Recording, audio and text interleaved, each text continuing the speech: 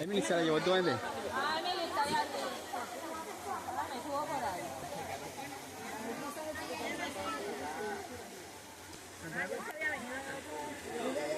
¿Tienes miedo, Mariana? Dale para allá abajo. Te cae porque eso está resbaloso, Mariana, te cae.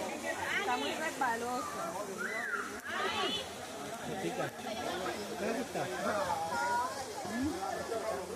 Ella quiere bajar. ¿Quieres bajar tú? Bájala ahí. Santi, recibe a la niña ahí. Agárrala duro, cuidado. Agárrala, Santiago. Vamos a orar.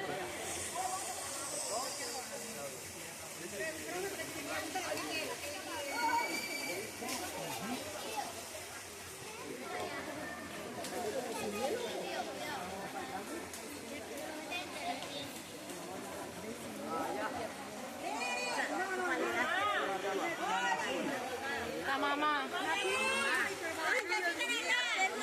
Siento yo que mismo ya. Eso. Baje, baje. Hermana.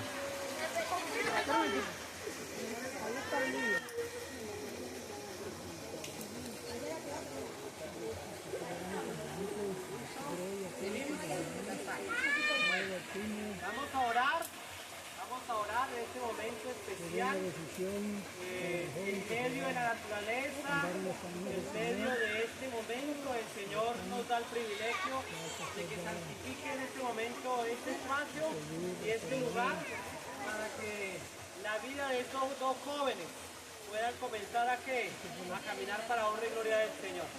Así que vamos a pedir el favor.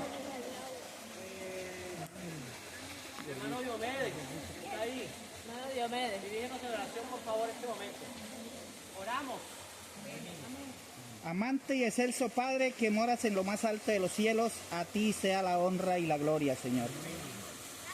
En tu día santo, Señor, hay gozo aquí en la tierra, pero más gozo hay en la Canaán celestial, Señor, porque hoy dos almas han decidido, Señor, estos dos jóvenes,